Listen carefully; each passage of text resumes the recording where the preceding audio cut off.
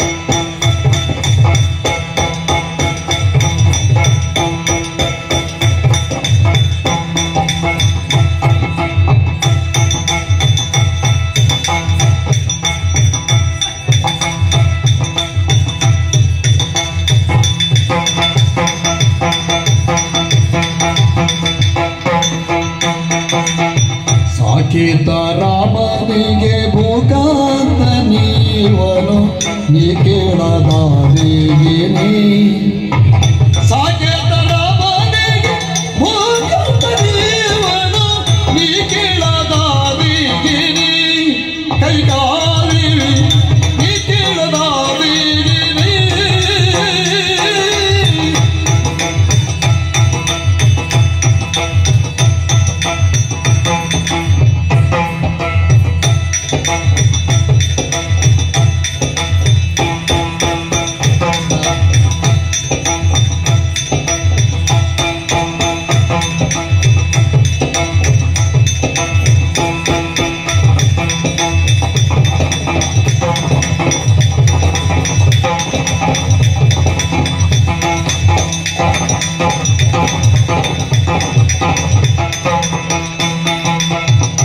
ಯಾಳವೇಣಿಗೆ ಪಟ್ಟ ನಾಳೆಗೆ ಎಂಬುದ ಕೇಳಿ ಬಂದೇನು ಸುಳ್ಳಲ್ಲ ಯಾಳವೇಣಿ ಪಟ್ಟ ನಾಳೆಗೆ ಎಂಬುದ ಕೇಳಿ ಬಂದೇನು ಸುಳ್ಳಲ್ಲ ಸುಳ್ಳಲ್ಲ ಲೋಲ ಸಜೀವ ಮೌನಿ ಬಾಲ ಗೌಪ್ಯದುಳಿತು ಹೇಳುವರಿಂತು ಸುಲ್ಲ ರಾಕೇತು ಮುಖಿ ಜಾಡಿ ಹೋಗಿಲ್ಲ ನೋಡಿ ಸಾಕೇತ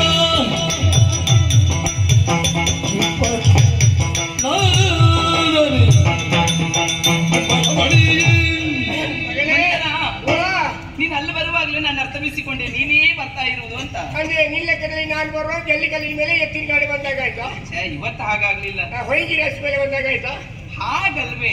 ನೀನಲ್ಲದೆ ಮತ್ತೆ ನನ್ನ ಬಳಿ ಬರುವವರು ಯಾರಿದ್ದಾರೆ ಹೇಳು? ಹಾಗೆ ನನ್ನ ಆತ್ಮೀಯಳು ನೀನು, ನನ್ನ ಅಂತರಂಗವನ್ನು ಅರ್ಥವಿಸಿಕೊಂಡವಳು ನೀನು. ಹೌದಮ್ಮ. ಏನೇ ಬಹಳ ಸಂತೋಷವಾಗಿ ಇದೆಯಾ? ಸಂತೋಷ ಆಗೇನೆ ಇರ್ತದ ಮಗಳೇ. ಕೈಕಾ ಏನೇ ಹೇಗಿದ್ಯಮ್ಮ? ನನಗೇನು ಕೊರತೆ ಇದೆ? ಸರಿ ಸಿಟ್ಟು ತಗೊಂಡು ಕೌಚಿ ಮಲಗುದು ಬಿಟ್ರೆ ಬೇರೆ ಏನಿಲ್ಲ ಕೆಲಸ ನಿನಗೆ. ಆಯ್ತು ಬಿಡು, ಕೆಲಸ ಎಲ್ಲ ತಂದು ಕೊಡ್ತಾರೆ, ಅದು ಬಿಟ್ರೆ ಬೇರೆ ಏನಿಲ್ಲ. ಅದಕ್ಕೆಲ್ಲ ಯೋಗ ಬೇಕೆ. ಇಲ್ಲಿ ಸುಖದಲ್ಲಿ ಇದ್ದಿ ನೀನು, ಅಲ್ಲಿ ಆಚೆ ಬದಿಯಲ್ಲಿ ಒಂದು ದೊಡ್ಡ ಹೊಂಡ ತೋಡಿ ಚಪ್ಪಡಿಗೆಲ್ಲ ಮುಚ್ಚುವ ಆಲೋಚನೆ ಮಾಡ್ತಾ ಇದ್ದಾರೆ ನಿನಗೆ. ಎರಡು ಹೊಂಡ ಇರ್ಬೇಕಲ್ಲ? ಒಂದು ಸಣ್ಣದು ಒಂದು ದೊಡ್ಡದಷ್ಟೇ. ಒಂದ್ ನಿನ್ಗೊಂದು ನನಗ? ಹೌದೌದು, ಇಬ್ಬರಿಗೂ. ಏನು ಒಗಟೊಗಟಾಗಿ ಹೇಳ್ತೀಯ? ಹೌದು ಮಗಳೇ, ಈಗ ಅದು ಯಾವುದು ಗೊತ್ತಾಗುದಿಲ್ಲ. ಏನೇ ಎಷ್ಟು ಬಾರಿ ಹೇಳಿದೆ ಹೆಣ್ಣು ಮಕ್ಕಳು ಸ್ವಲ್ಪ ರಾಜಕೀಯಕ್ಕೆ ಇಳಿಬೇಕು ಅಂತ, ಎಷ್ಟು ಬಾರಿ ನಾನು ಹೇಳಿದೆ. ಯಾಕೆ ರಾಜಕೀಯ ಹಾಗೆ ಇಳಿಬೇಕಾದ್ರೂ ನೀನ್ ಇದೆಯಲ್ಲ ಈಗ. ನಾನು ಮಂಡೆ ಹಳತಾ ಇತ್ತಲ್ಲ, ಇರ್ಲಿ ಬಿಡು. ಹೊಸ ಮಂಡಿಗಳು ಬರ್ಬೇಕಂತ ನಾನು ಯೋಚನೆ ಮಾಡೋದು. ನೀನಿರೋ ತನಕ ನೀನೇ ಇರು. ಹೌದಾ? ನಾನು ಈ ಬೀದಿ ಬದಿಯಲ್ಲಿ ಇವತ್ತು ಸಂಚಾರ ಮಾಡಲಿಲ್ಲ. ಹೆಚ್ಚಿಗೆ ನೀನು ಅಲ್ಲೇ ಇರುವುದು. ಬೀದಿ ಬದಿಯಲ್ಲಿ ಹೋಗುವಾಗ ಕೆಲವರೆಲ್ಲ ಹೇಳ್ತಾರೆ, ಸೊಟ್ಟ ಮೋರೆಯವಳು ಓರೆ ಮುಸುಕ್ನವಳು ಬಂದಳು, ಇವಳ ಮುಖ ನೋಡಿದ್ರೆ ಬೆಳಿಗ್ಗೆ ತಿಳಿ ಸಿಗುವುದಿಲ್ಲ ಅಂತ ಹೇಳುವರಿದ್ದಾರೆ. ಹಾಗೆ ಮನ್ಸರ ನೀ ಬೇಸರ ಮಾಡಿಕೊಳ್ಬೇಡ. ಇಲ್ಲಪ್ಪ, ಕೆಲವರಿಗೆ ವಿಚಾರ ಸತ್ಯ ಆದ್ರೂ ಅದನ್ನು ಹೇಳಬಾರ್ದು ಅಂತ ಗೊತ್ತಾಗುದಿಲ್ಲ. ಅವರಿಗೆ ತಡವಾಗಿ ಗೊತ್ತಾಗುದು. ನಾನು ಅದಕ್ಕೆ ಬುದ್ಧಿವಂತಿಗೆ ಖರ್ಚು ಮಾಡಿದೆ.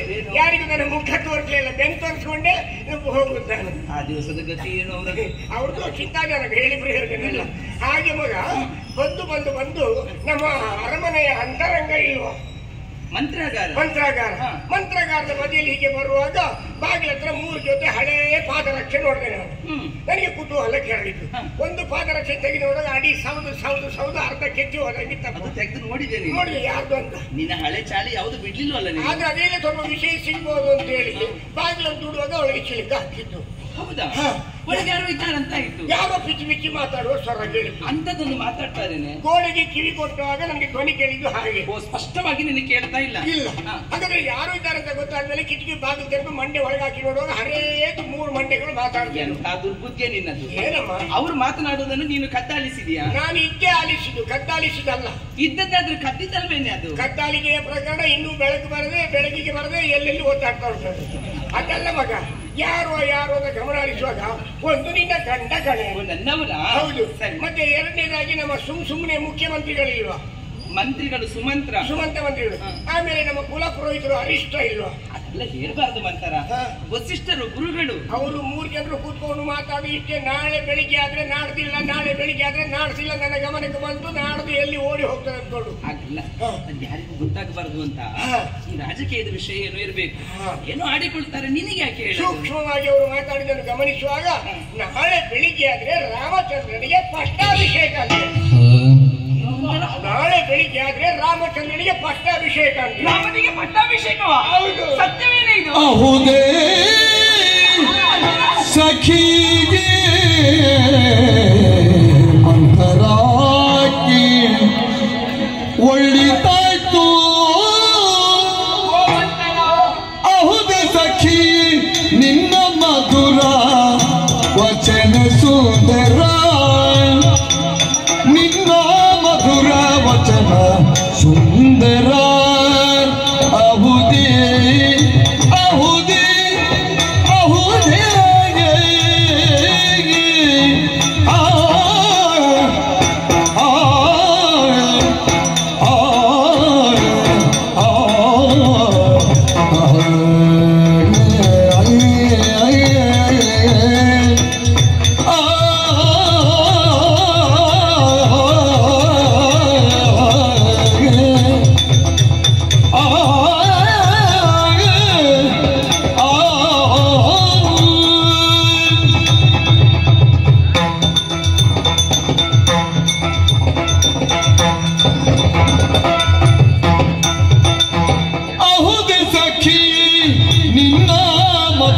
ವಚನ ಸುಂದರ, ನಿನ್ನ ಮಧುರ ವಚನ ಸುಂದರ. ಆಹಾ ನಾಡಿಗರ ಸನೇನಿ ರಾಮಚಂದಿರ. ಆಹಾ ನಾಡಿಗರ ಸನೇನಿ ರಾಮಚಂದಿರ, ನಿನ್ನ ಮಧುರ ವಚನ ಸುಂದರ. ಅಸನೇನಿ ರಾಮಚಂದಿರ.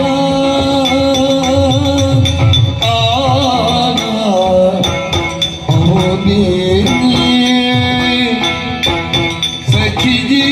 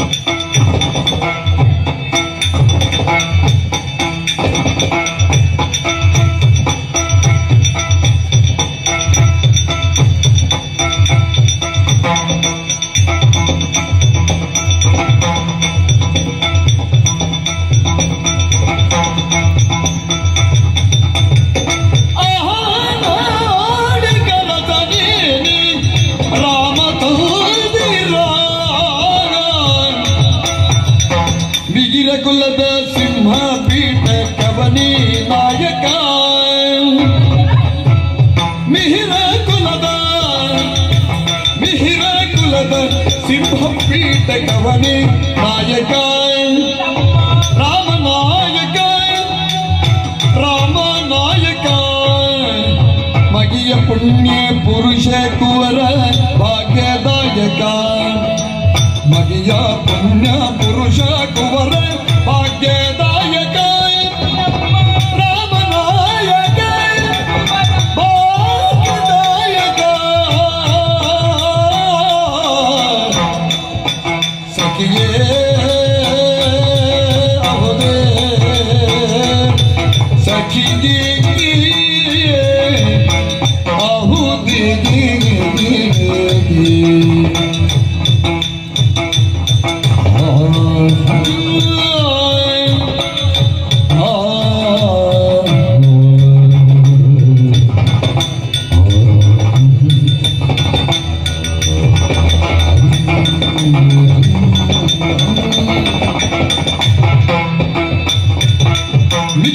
ಸಿಂಹಪೀಠ ಕವನ ನಾಯಕ ಮಗಿಯ ಪುಣ್ಯ ಪುರುಷ ಕುವರ ಭಾಗ್ಯದಾಯಕ ಅಹುದಿ ಅಹುದಿ ಅಹುದಿ ಸಖಿಗೆ ನಿನ್ನ ಮಧುರ ವಚನ ಸುಂದರ ಆಹಾ ನಾವಿಗರ ಸಾದೇವಿ ರಾಮಚಂದಿರ ಮಧುರ ವಚನ ಸುಂದರ ರಾಮಚಂದಿರ ಅಹುದಿ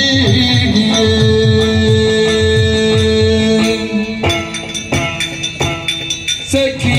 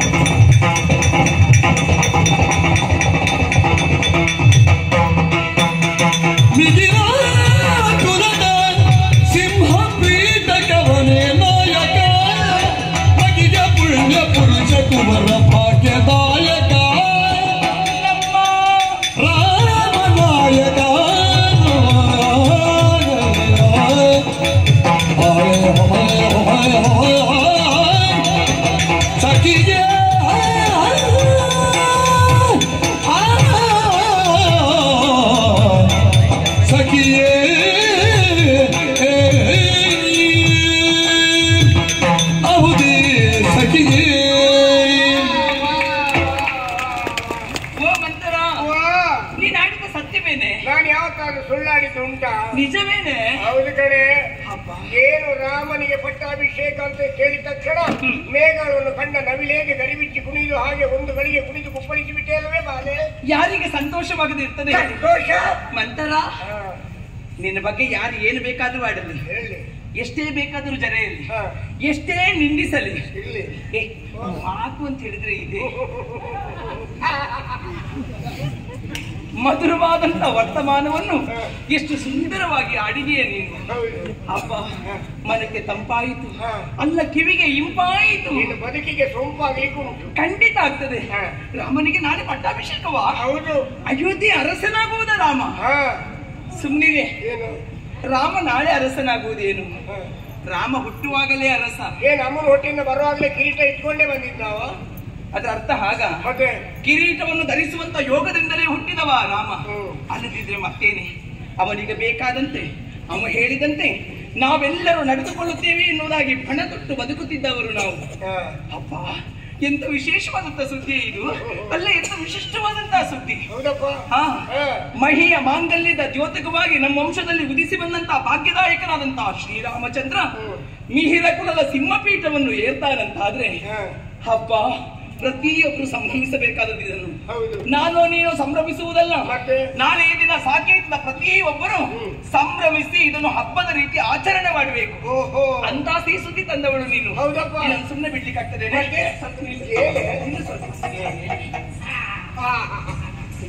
ಏನದು ಸಕ್ಕರೆ ಯಾಕೆ ನಿನ್ನ ಬಾಯಿ ಸಿಹಿ ಹಬ್ಬದಕ್ಕೆ ನನಗೆ ಬೇಡಪ್ಪ.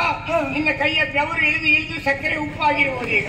ಇಲ್ಲ, ನೀನು ಇದನ್ನೇ ತಿನ್ನಬೇಕು. ಯಾಕೆ? ನಿನ್ನ ಆರೋಗ್ಯಕ್ಕೂ ಆಯುಷ್ಯಕ್ಕೂ ಎರಡಕ್ಕೂ ಒಳ್ಳೆಯದು. ನನಗೆ ಉಪ್ಪಿನ ಅಂಶ ಕಮ್ಮಿ ಆಗೋದಿಲ್ಲ, ಸಿಹಿ ಅಂಶ ಹೆಚ್ಚಾಗುವುದಿಲ್ಲ.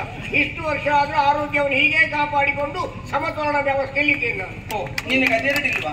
ಅದೇನಿಲ್ಲ ಅಂತೇಳಿ ಬೇರೆ ಒಳಗಿನೊಳಗೆ ತುಂಬಾ ಉಂಟು ಅಂತ ಲೆಕ್ಕವ. ನೀನದನ್ನು ಸೀತಿ ಮಾತಾಡೋದು ನನ್ನ ಹತ್ರ. ಹೇಳ್ತಿದ್ ಯಾಕೆ ಯೋಚನೆ ಮಾಡುದು ನೀನು? ಹಾ. ಆರೋಗ್ಯವಾಗಿ ಇದೆಯಲ್ಲ ನೀನು, ಹೌದು. ಅಷ್ಟು ಸಾಕು. ಹಾ. ಮಂತರ ವಾ. ನೀ ಸಾಯ್ಬಾರ್ದೆ. ಹಾ. ಸತ್ರು ನೀನು ಪಕ್ಕನೆ ಸಾಯ್ಬಾರ್ದು. ಅಂದ್ರೆ ಹುಳ ಆಗಿ ಸಾಯ್ಬೇಕಂತ. ಆದ್ರೆ ಬೇಗ ಸಾಯ್ಬಾರ್ದು, ಇನ್ನು ಕೆಲವು ವರ್ಷ ಬದುಕಿ ಮಾಡ್ಬೇಕು ನೀನು. ನಾನು ಬೇರೆಯವರನ್ನು ಸಾಯ್ದನ್ನು ನೋಡಿಯೇ ಮತ್ತೆ ನಾನು ಸಾವುದು. ಬೇಡ ಬೇಡ, ಇದು ಬೇಡ ನಿನಗೆ. ಬೇಡ ಬೇಡ ಅಲ್ವಾ? ಯಾರಿವೆ ಎಂತದ್ದು? ಕಡಗ ಯಾವ್ದ್ರದ್ದು? ಬೆಳ್ಳಿದ್ದು. ಬೆಳ್ಳಿಯದ?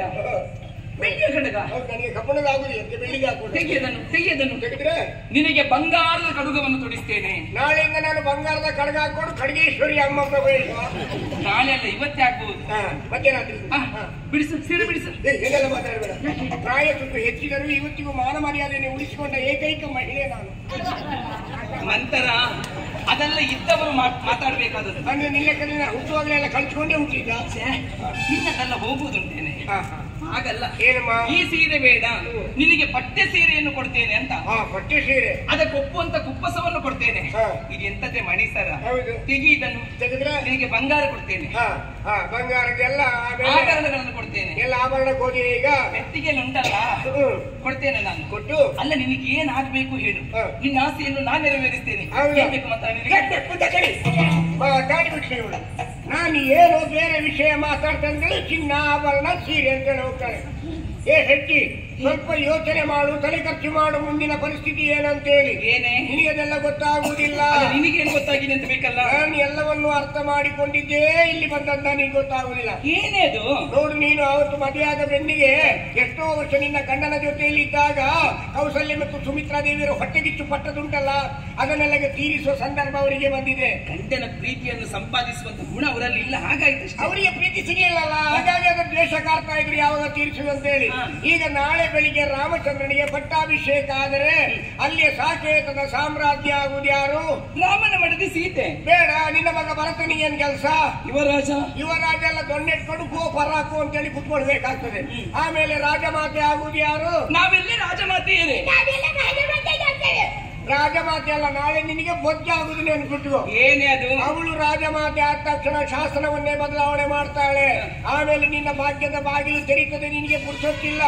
ಏನು ಬೆಳಿಗ್ಗೆ ಬೇಗ ಎದ್ದು ಸೂರ್ಯೋದಯ ಆಗುವುದಕ್ಕಿಂತ ಮೊದಲು ಕಸ ಗುಡಿಸಿ ನೀರೆಳೆ ತಂದು ರಂಗೋಲಿ ಹಾಕಿ ಅವರು ಊಟ ಸೀರೆ ಬಟ್ಟೆನೆಲ್ಲ ಒಗೆದು ಅವ್ರು ತಿಂದ ಪಾತ್ರೆ ಎಲ್ಲ ತೊಳೆದು ಆಮೇಲೆ ಹೀಗೆ ಊಟ ಮಾಡ್ಲಿಕ್ಕೂ ಪುರ್ಸೊತ್ತಿಲ್ಲದೆ ಮಲಗಲಿಕ್ಕೂ ಸಮಯ ಇಲ್ಲದೆ ಕೊನೆಗೆ ಒಂದು ದಿವಸ ರೋಗಿಷ್ಠರಾಗಿ ಒಂದು ಮೂಲೆಯಲ್ಲಿ ಕೂತ್ಕೊಂಡು ಸಾಯುವ ಸ್ಥಿತಿ ನಿನಗೆ ಬರ್ತದೆ. ಬಾರಿಸಿದ್ರೆ ಹೇಗಾಗ್ಬೇಕು ಈಗ? ಅಧಿಕ ಪ್ರಸಂಗ ಏನು ಸಂತೋಷದ ಸುದ್ದಿಯನ್ನು ತಂದಳು, ಸಂಭ್ರಮಿಸೋಣ ಅಂತ ಸಲುಗೆಯಿಂದ ನಾಲ್ಕು ಮಾತಾಡಿದ್ರೆ ಏನೇ ಬಾಯಿಗೆ ಬಂದಾಗೆ ಮಾತಾಡ್ತೀಯಲ್ಲ. ಏನಾಗಿದೆ ನಿನಗೆ ಅಂತ? ನಾನೆಲ್ಲಿ ಬೇರೆದ್ದು ಮಾತಾಡಿದೆ? ಏನು ನನ್ನ ಮಗ ಚಾಕರಿ ಮಾಡ್ಬೇಕಾ? ಮನೆ ಕೆಲಸ ಎಲ್ಲ ನಾನ್ ಮಾಡ್ಬೇಕಾ? ನಾಳೆಯಿಂದ ಅಯೋಧ್ಯೆಯಲ್ಲಿ ಯಾರು ಇರುವುದಿಲ್ಲ, ದಾಸಿಯರು ಸೇವಕರು ಯಾರು ಇರುವುದಿಲ್ಲ ಅಂತ ಕಾಣ್ತದೆ. ನಾಳೆ ಬೆಳಿಗ್ಗೆ ಆದ್ರೆ ಬೀದಿ ಕಸ ಯಾರೇ ತಿಳಿಸುವುದು? ಮುಚ್ಚ ಬಾಯಿ, ಮುಚ್ಚದಿದ್ರೆ ಮುಚ್ಚಿಸ್ತೇನೆ ನಾನು ನಿನ್ನ ಬಾಯಿಯನ್ನು.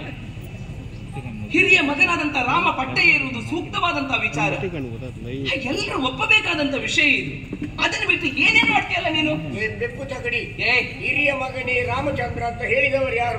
ನಿನಗೊಂದು ಗೊತ್ತಿಲ್ಲ, ಉಳಿದವರಿಗೆಲ್ಲ ತಿಳಿದಿದೆ ಅಂತ ಕಾಣ್ತದೆ. ನಿನ್ನ ಜೊತೆಯಲ್ಲಿ ಇದ್ದವಳು ನಾನು ಬಿಟ್ಟರೆ ಬೇರೆ ಯಾರಿಲ್ಲ. ಸ್ಥೂಲ ಇಚ್ಛೆ ಕೆಲಸವನ್ನು ಮಾಡಿಕೊಂಡಿದ್ದ ನಾನು. ಏನಾಗಿದೆ? ಹೊಟ್ಟೆ ನೋವು ಜೋರ್ ಬಂತು, ತಡ್ಕೊಳ್ಳಿಕ್ಕಾಗಲಿಲ್ಲ. ಆಗ ಒಂದು ಸಣ್ಣ ಮಗುವಿಗೆ ಜನ್ಮ ಕೊಟ್ಟೆ ನೀನು. ಆ ಮಗು ಕೈಕಾಲ ಅಲ್ಲಾಡಿಸ್ಲಿಲ್ಲ, ಏನು ಕೂಗಿದ್ದು ಸ್ವರ ಕೇಳಲಿಲ್ಲ. ಪಕ್ಕದ ಕೋಣೆಯಲ್ಲಿ ಕೌಶಲ್ಯ ದೇವಿಗೆ ಏನಾಯ್ತದೆ ನೋಡ್ಲಿಕ್ಕೆ ಹೋಗಿ ಬರುವಾಗ ಅಲ್ಲಿ ಹೊಟ್ಟೆ ನೋವು ಜೋರ್ ಆಗ್ತಾ ಇತ್ತು. ಅದನ್ನು ನೋಡಿಕೊಂಡು ನಿನ್ನ ಕೋಣೆಗೆ ಬರುವಾಗ ಅಲ್ಲಿ ಪ್ರಿಯ ಅಂತ ಕೂಗುವ ಸ್ವರ ಕೇಳ್ತು ನನಗೆ. ಈ ಮಗು ಯಾಕೆ ಕೂಗಿಲ್ಲ ಅಂತೇಳಿ ತಣ್ಣಗಿರ ನೀರು ಹಾಕಿ ಕೈಕಾಲ ಅಲ್ಲಾಡಿಸುವಾಗ ಕೊನೆಗೆ ಮಗು ಪುಯ್ಯೇ ಅಂತ. ಅದಕ್ಕಿಂತ ಮೊದಲು ಹುಟ್ಟಿದ್ದು ಯುವ ಭರತ ಮೊದಲು ಕೂಗಿದ್ದಾವ. ಆದ್ದರಿಂದ ಅಲ್ಲಿ ಸೇರಿದ ಜನಗಳೆಲ್ಲ ರಾಮನೇ ಮೊದಲು ಹುಟ್ಟಿದಲ್ಲಿ ಪ್ರಚಾರ ಮಾಡಿದ್ರು, ಬಿಟ್ಟರೆ ಬೇರೆ ಏನಿತ್ತು? ಸಾಕು ಮಾಡು. ಏನು ಮಕ್ಕಳಲ್ಲಿ ಭೇದವನ್ನು ಕಲ್ಪಿಸಿ ಆಡ್ತೀಯೇನೆ? ಬಂದ್ಬಿಟ್ಲೆ ಹೇಳೋದಕ್ಕೆ. ನಾನೆಲ್ಲಿ ಭೇದ ಈ ಅರಮನೆ ಯಾರಾದ್ರೂ ಆ ರೀತಿ ಭೇದವನ್ನು ಕಲ್ಪಿಸಿ ಆಡುವುದನ್ನು ನೀನು ಇದುವರೆಗೆ ಕೇಳಿದ್ದೇನೆ? ದಶರಥ ಚಕ್ರವರ್ತಿಗೆ 3 ಮಂದಿ ಮಡದಿಯರು, 4 ಮಂದಿ ಮಕ್ಕಳು.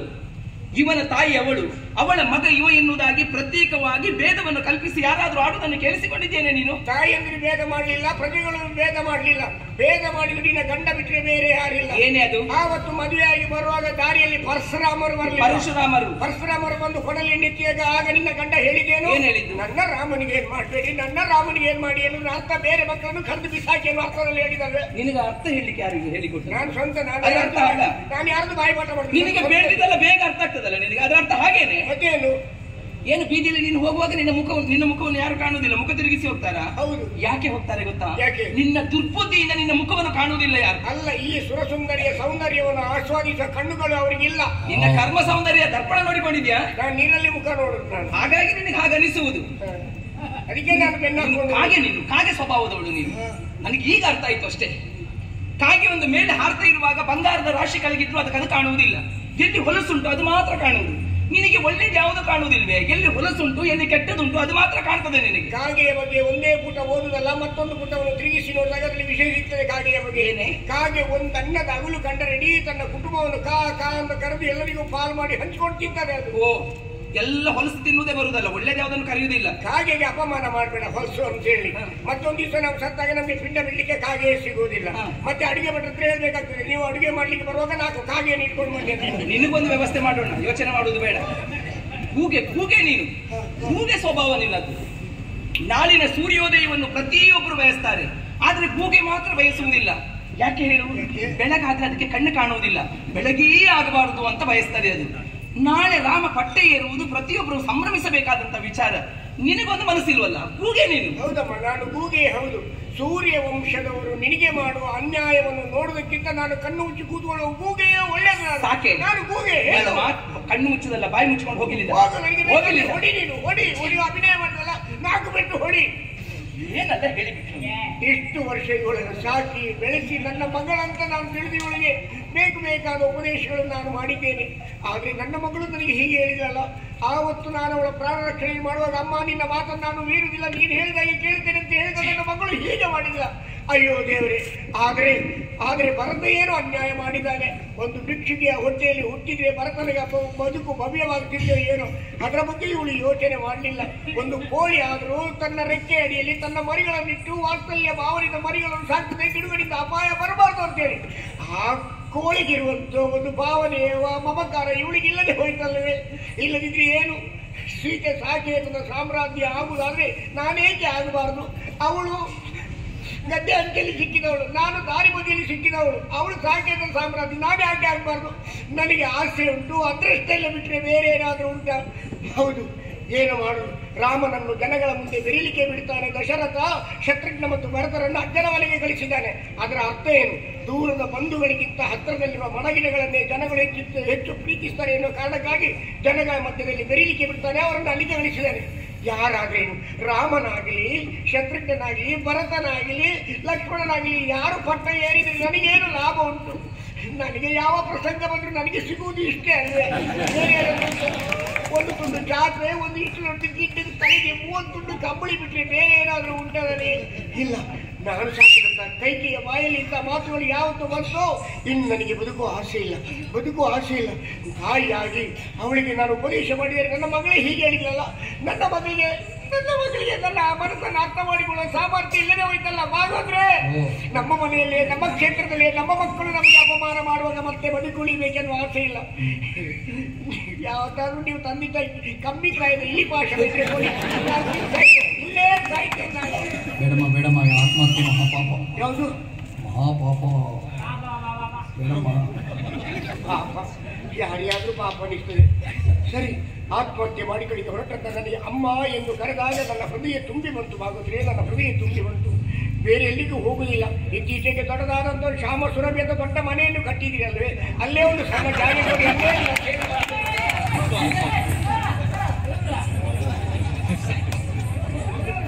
ಸಾಯ್ಬಾರ್ದು ನೀನು. ಬೇಡ, ನನಗೆ ಯಾಕೆ ಬದುಕಬೇಕು? ನಾನು ಯಾರಿಗಾಗಿ ಬದುಕುವುದು? ನನಗೆ ಯಾಕೆ ಬದುಕಬೇಕು? ನೀನು ಹೇಳಿದ ಹಾಗೆ ನನ್ನ ಬದುಕಿನಲ್ಲಿ ನಡೆಯುವುದಕ್ಕೆ ಇದೆಯೇನೆ? ಸತ್ಯವೇ ಅದು. ಅಲ್ಲಿ ತಯಾರಾಗ್ತಾ ಇದ್ದೆ, ನಿನಗೆ ಗೊತ್ತಾಗಲಿಲ್ಲ ಅಷ್ಟೇ. ಮತ್ತರ ಸದಾ ನನ್ನ ಏಳಿಗೆಯನ್ನೇ ಬಯಸಿದವಳು ನೀನು. ಯಾವತ್ತು ನನ್ನ ಹಾಳನ್ನು ಬಯಸಿದವಳಲ್ಲ. ಅಂದು ನನ್ನ ಪ್ರಾಣವನ್ನು ಉಳಿಸಿದಂತಹ ಪ್ರಾಣ ಸಖಿ ನೀನು. ಅವತ್ತೇ ಕೈ ಬಿಟ್ಟಿದ್ರೆ ಕೆಸರಲ್ಲಿ ಹೂತು ಹೋಗ್ತೀವಿ. ಬೇಸರ ಮಾಡಿಕೊಳ್ಬೇಡ. ರಾಮ ಪಟ್ಟೆ ಏರಿದ್ರೆ ನಿನಗೇನು ನಷ್ಟ, ಭರತನೇರಿದ್ರೆ ನಿನಗೇನು ಲಾಭ. ಇಷ್ಟೇ ಅಲ್ವಾ? ಇಲ್ಲ ಇಲ್ಲ ಮಂತ್ರ, ನನ್ನ ಬದುಕಿನಲ್ಲಿ ಹಾಗಾಗಬಾರ್ದು. ನನ್ನ ಮಗನ ಭವಿಷ್ಯ ಎನ್ನುವುದು ಹಾಳಾಗಬಾರ್ದು, ಹಾಗಲಾಗಬಾರ್ದು. ಇಂದು ನಾವು ಅಧಿಕಾರವನ್ನು ಬಿಟ್ಟುಕೊಟ್ರೆ ನಾಳೆ ಕಷ್ಟವನ್ನು ಅನುಭವಿಸಬೇಕಾದವರು ನಾವೇ. ಇನ್ನೊಮ್ಮೆ ಸರಿಯಾಗಿ ಯೋಚನೆ ಮಾಡು. ಹುಲಿಯ ಮೇಲೆ ನಾವು ಕೂತಾಗ ಹುಲಿ ನಾವು ಹೇಳಿದಾಗೆ ಕೇಳ್ತದೆ. ಹುಲಿಯಿಂದ ನಾವು ಕೆಳಗಿಳಿದಾಗ ಹುಲಿಯೇ ನಮ್ಮನ್ನು ಹರ್ಕೊಂಡು ತಿಂತದೆ. ಮಂತ್ರ, ಹಾಗಾಗಬಾರ್ದೆ. ಏನಾದ್ರೂ ಮಾಡಿ ಇದನ್ನು ನಿಲ್ಲಿಸಬೇಕು, ನಿಲ್ಲಿಸಬೇಕು. ಏನು ಮಾಡುವುದಕ್ಕೆ ಸಾಧ್ಯ, ಏನು ಮಾಡುವುದಕ್ಕೆ ಸಾಧ್ಯ? ಒಂದು ಅವಕಾಶ ಮಾಡಿಕೊಡು. ಈ ಪ್ರಸಂಗದ ಚಿತ್ರಣವನ್ನೇ ನಾನು ಬದಲಿಸ್ತೇನೆ. ಹೇಗೆ? ಬೆಳಿಗಾತ ಎಲ್ಲರೂ ಹೇಳುವುದೇನು? ಕೌಸಲ್ಯ ಸುಪ್ರದ ರಾಮ ಪೂರ್ವ ಸಂಧ್ಯಾ ಪ್ರವರ್ತತೆ ಉತ್ತಿಷ್ಟ ನರಶಾರ್ಧೂಲ ಕರ್ತವ್ಯಂ ದೈವಮಾನ್ಯಿಕಂ. ನಾಳಿಂದ ಬದಲಿಸ್ತೇನೆ. ಹೇಗೆ? ಕೈಕಾ ಸುಪ್ರಜಾ ಭರತ ಪೂರ್ವ ಸಂಧ್ಯಾ ಪ್ರವರ್ತತೆ ಕೈಕಾ ಸಿಂಹಿಣಿ ಕರ್ಮ ಸಂಭೂತ ಕರ್ತವ್ಯಂ ದೈವಮಾನ್ಯಿಕಂ. ಜನಗಳ ಬಾಯಲ್ಲಿ ನಾನು ನಿಲ್ಲಿಸ್ತೇನೆ. ಹಾಗಾಗಬಾರ್ದು. ನೀನು ಹೇಳಿದ್ದು ಬದಲಾಗುವುದಲ್ಲ, ಅಧಿಕಾರವೇ ಬದಲಾಗಬೇಕು. ಹೌದು. ಏನು ಮಾಡುವುದೇ? ಏನು ಮಾಡುವುದು? ಒಂದು ದಾರಿ ಇದೆ. ಏನು? ಅಂಗೈಯಲ್ಲಿ ಬೆಣ್ಣೆನಿಟ್ಟುಕೊಂಡು ತುಪ್ಪಕ್ಕಾಗಿ ಊರಿಡಿ ಅಲಿಯೋರಂತೆ ಹೆಂಡೆ ತಂದ ಮಾತುಗಳು ನೀನು ಆಡಬೇಡ. ಎಲ್ಲಿ ಉಂಟೆ? ಆವತ್ತು ಮದುವೆಯಾದ ಬೆನ್ನಿಗೆ ಗಂಡ ಹೆಂಡತಿ ನೀವಿಬ್ಬರು ಜೀವಂತ ಸ್ವರ್ಗಸ್ಥರಾಗಿದ್ದು ನೆನಪುಂಟ? ಸ್ವರ್ಗ ಲೋಕಕ್ಕೆ ಹೋದದ್ದು. ಹೌದು. ಆಗ ಸಾಂಬಾರು ಸುಬ್ರಾಯಣ ಬಂದು ಯುದ್ಧ ಮಾಡಿದ ನೆನಪುಂಟ? ನಾವಲ್ಲಿ ಹೋದಾಗ ಅವ ಇಲ್ಲಿ ಬಂದು ಯುದ್ಧ ಮಾಡಿರ್ಬೇಕು. ಅಲ್ಲಲ್ಲ, ಸಾಂಬಾರು ಸುಬ್ರಾಯಣ. ಅಲ್ಲಿ ಬಂದದ್ದು ಶಂಬರಾಸುರ. ಶಬರಾಸುರ. ಅವ ಯುದ್ಧ ಮಾಡ್ತಾ ಮಾಡ್ತಾ ನಿನ್ನ ಗಂಡನ ಕೀಲು ಜಾರಿಗೆ ನೆನಪುಂಟ? ರಥದ ಗಾಲಿಯ ಕೀಲು ಜಾರಿದ್ದು. ಆಗ ನೀನು ಬೆರಳಾಕಿದ್ದು ನೆನಪುಂಟ? ನಾನೇ ಹಾಕಿದ್ದಲ್ವೇ? ಯುದ್ಧವನ್ನು ಗೆದ್ದ ಮೇಲೆ ನಿನ್ನ ಗಂಡ ಹೇಳಿದ್ದೇನೆ 2 ವರಗಳನ್ನು ಕೊಡ್ತೇನೆ ಅಂತ ಹೇಳಿ ನ್ಯಾಸವಾಗಿ ಅವರಲ್ಲೇ ಇರಿಸಿದ್ದೇನೆ. ಅದನ್ನು ಇಷ್ಟು ತನಕ ಕೊಟ್ಟಿದ್ದಾನ? ಇಲ್ಲ. ಹಾಗಾಗಿ ಅದನ್ನು ಮರ್ತಿದ್ದಾನ ಅಂತ ಹೇಳಿದ್ರೆ ಏನರ್ಥ ಲೆಕ್ಕ ಹಾಕು ನೀನು. ಏನ್ ಮಾಡ್ಬೇಕು? ಸರಿಯಾದ ಸಂದರ್ಭವನ್ನು ನೀನು ಬಳಸ್ಕೊಳ್ಬೇಕು. ಗಂಡನನ್ನು ಬರುವ ಹಾಗೆ ಮಾಡಬೇಕು. ಅಲ್ಲೇ ವರವನ್ನು ಕೇಳ್ಬೇಕಾ? ಹೌದು. ಏನಂತ? ಒಂದು ವರ ಅಂತ ಹೇಳಿದ್ರೆ ಯಾವ ಮುಹೂರ್ತದಲ್ಲಿ, ಯಾವ ಗಡಿಯಲ್ಲಿ, ಯಾರ ಸಮ್ಮುಖದಲ್ಲಿ, ಯಾವ ತಿಥಿಕರಣದಲ್ಲಿ ರಾಮನಿಗೆ ಪಟ್ಟಾಭಿಷೇಕ ಅಂತ ಹೇಳಿ ತೀರ್ಮಾನ ಮಾಡಿದ್ದೀರಾ, ಅದೇ ಮುಹೂರ್ತದಲ್ಲಿ ನನ್ನ ಮಗ ಭರತನಿಗೆ ಪಟ್ಟಾಭಿಷೇಕ ಆಗಬೇಕು. 1ನೇ ವರವಾಗಿ ಕೇಳಬೇಕು. ಹೌದು. ಮತ್ತೆ 2ನೇ ವರವಾಗಿ ರಾಮಚಂದ್ರ 14 ವರ್ಷ ಕಾಡಿಗೆ ಹೋಗ್ಬೇಕು. ನಿನಗೆ ತಲೆ ಸರಿ ಇಲ್ವೇ? ನಿನಗೆ ಯಾಕಮ್ಮ? ಭರತನಿಗೆ ಪಟ್ಟಾಭಿಷೇಕ ಆದ ಮೇಲೆ ರಾಮ ಕಾಡಿಗೆ ಹೋಗುವುದು ಯಾಕೆ? ಅಲ್ಲೇ ಇರುವುದು ಗುಟ್ಟು. ಇವರೆಲ್ಲರೂ ರಾಮನ ಪರಮ ಭಕ್ತರು. ನಾವು ಹೀಗೆ ಮಾಡಿದವರು ಗೊತ್ತಾದ್ರೆ ನಮಗೆ ಕಲ್ಲೊಡೆದು ಕೊಂದಾರ ಅವರು. ಆದ್ರಿಂದ ಬಹಳ ಜಾಗ್ರತೆ ಬೇಕು. ರಾಮ 14ನೇ ವರ್ಷಕ್ಕೆ ಕಾಡಿಗೆ ಯಾಕೆ ಹೋಗ್ಬೇಕು? ಯಾಕೆ? ಒಂದು ವ್ಯಕ್ತಿ 12 ವರ್ಷ ಯಾರಿಗೂ ಕಾಣಿಸದೆ ಹೋದ್ರೆ 13ನೇ ವರ್ಷದಲ್ಲಿ ಅವರಿಗೆ ಪಿಂಡ ಪ್ರದಾನ ಮಾಡಬೇಕಂತದ್ದು.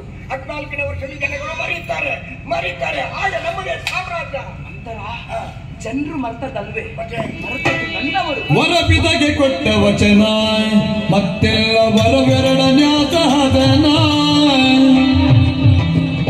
ವರಪತಿಯು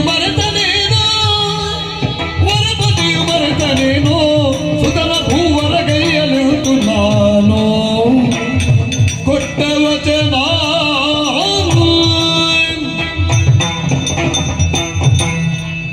ನನ್ನಪ್ಪನಿಗೆ ಕೊಟ್ಟಂತಹ ಮಾತು, ನ್ಯಾಸವಾಗಿ ಇರಿಸಿದಂತಹ 2 ವರ, ಇದನ್ನೆಲ್ಲ ನನ್ನವರಿಂದು ಮರೆತು ರಾಮನಿಗೆ ಪಟ್ಟಾಭಿಷೇಕ ಮಾಡಬೇಕೆನ್ನುವುದಾಗಿ ಮುಂದಾಗ್ತಾ ಇದ್ದಾರೆ. ಅದು ನನ್ನಲ್ಲಿ ಹೇಳದೆ ಅಂತ ಆದ್ರೆ ಇದು ಅನ್ಯಾಯ ಅಲ್ಲದೆ, ವಂಚನೆ ಅಲ್ಲದೆ, ಮೋಸ ಅಲ್ಲದೆ ಮತ್ತೇನೆ ಹೇಳು.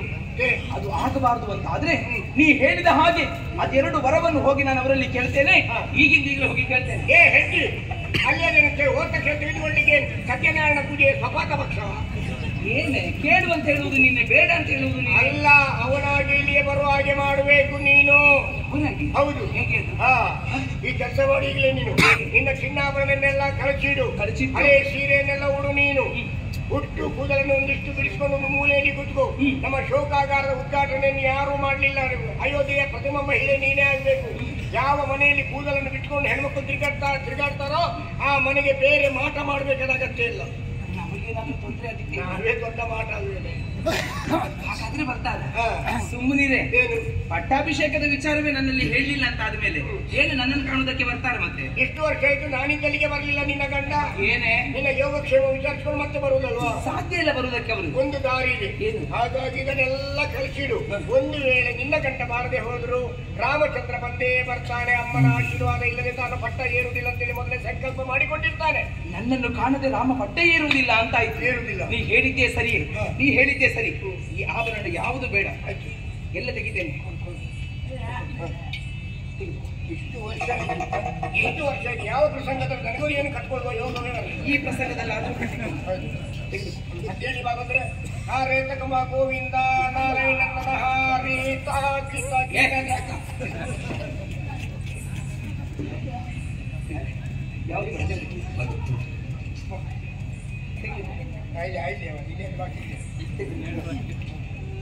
ಎಲ್ಲ ನಿನಗೆ ಇದ್ಯಾವುದು ಬೇಡ ನನಗೆ. ಸರಿ ನೀರು ಹಾಕೆಲ್ಲ ಸರಿ, ನೀರಲ್ಲಿ ಹಾಕಿ ತೊಳೆದಿಟ್ಟು ಏನು ಬೇಕಾದ್ರೂ ಮಾಡಿ. ನೀರು ಹಾಕಿದ್ರೆ ನಾಳೆ ಬೆಳಿಗ್ಗೆ ಇದು ಫಳ ಹೊಡಿಬೋದು. ಏನೇ ಸೀರೆ ಬಿಡಿಸಿ ಏನು ಚೋಟಾಗದಲ್ಲಿ ಕೂತ್ಕೊಳ್ಳಿ, ಇಷ್ಟು ಒಳ್ಳೆ ಸೀರೆಯಾ? ಹಳಿ ಸೀರೆ ಉಟ್ಕೋ. ಮತ್ತೆ ಸೀರೆ ಬೇಡ, ಹೇಳಪ್ಪ. ಮಲಿನವಾದಂತ ಹಳೆ ಸೀರೆಯನ್ನು ಉಟ್ಕೊಳ್ಬೇಕು. ಹಾ. ಅಂತ ಸೀರೆ ನನ್ನಲ್ಲಿ ಇಲ್ವಲ್ಲ. ನನ್ನ ಹತ್ರ ಉಂಟಲ್ಲ.